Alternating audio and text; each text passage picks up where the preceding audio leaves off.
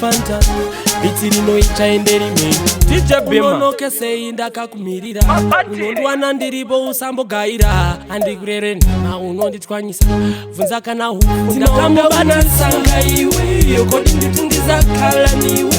Tima wanga unafuna iwe Yokodi nditundiza kala niwe Moyo wangu wakasarura iwe Wesaka ini ndichakara newe Moyo wangu wati unoda iwe Wesaka ini ndichakara newe Moyo wangu unoda iwe Usambele lazimene vakuuza Vantu vameneni vamabosa Palibeni chintu chava matokosa Usambuchke iwe tinoshika Mbachikaze muchato uchapfeka Siyana navo vanosotwa Ameno shavo vanorira Tima wanga unasanga iwe Yokodi nditundiza kala niwe Tima wanga unafuna iwe Yokodi nditundiza kala niwe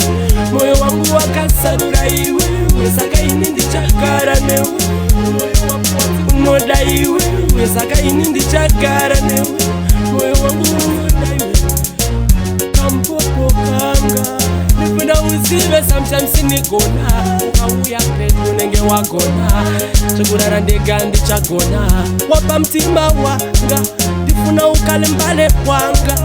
Uzindipikila mnyumba manga Tima wanga unasanga iwe Yokodi nditundiza kala niwe Tima wanga unafuna iwe Yokodi nditundiza kala niwe Moyo wangu wakasarura iwe Wesaka ini ndichakara newe Moyo wangu wati unoda iwe Wesaka ini ndichakara newe Moyo wangu unoda iwe Usambele lazimene vakuuza Vantu vameneni vamabosa Palibeni chintu chava matokosa Usambuchke iwe tinoshika Mbachikaze muchato uchapfeka Siyana navo vanosotwa Ameno shavo vanorira Tima wanga unasanga iwe Yokodi nditundiza kala niwe Tima wanga unafuna iwe Yokodi nditundiza kala niwe Moyo wangu wakasarura iwe Wesaka ini ndichakara newe Moyo wangu wati unoda iwe Wesaka ini ndichakara newe Moyo wangu unoda iwe Kampopo kanga Nipenda uzive sometimes nigona Ukawuya petu nenge wagona